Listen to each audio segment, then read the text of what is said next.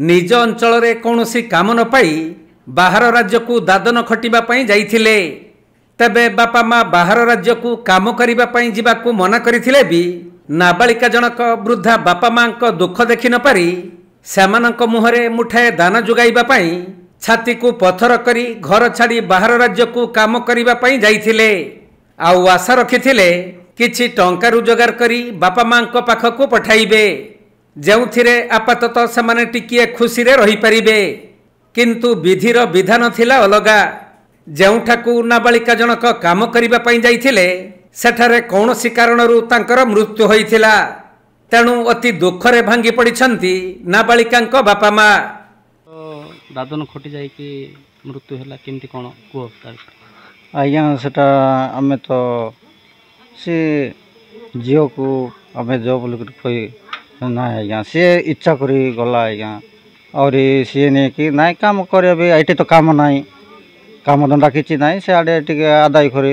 मिलिथिबा सूचना अनुसार रायगड़ा जिला विषमकटक ब्लॉक अंतर्गत कुर्ली पंचायत नियमगिरी पहाड़ निकट में बसवास करुथबा डंगरिया जनजाति कुर्ली खजुरी ग्रामर गणेश वाड़का नाबालिका झील किछि दिन तले निज सांग मानक सहित केरल को दादन खटिबा पई जाइथिले। किंतु सेठारे कौनसी कारणरू तांकर मृत्यु हेबा परे मृतदेह फेरिछि गाँ को। ग्रामवासी माने रायगड़ा जिला प्रशासन निकट में एही दुखदायक घटना जणाइबारु आम्बुलेंस जुगे केरल आसी गाँव रे पहुंची शव। सेपटे दिन थिला काम न पाई नाबालक माने बाहर राज्य को दादन खटिबा पई जाउथिले। हेले एठारे जणे नाबालिका दादन खटिबा को जाई शव होई घर को फेरिछि।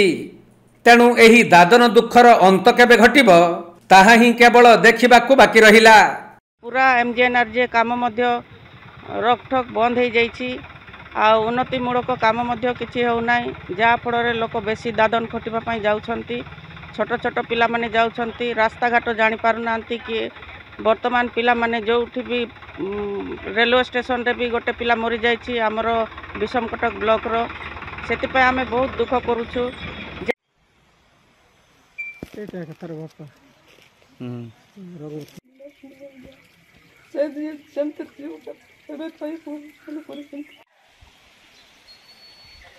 हेलो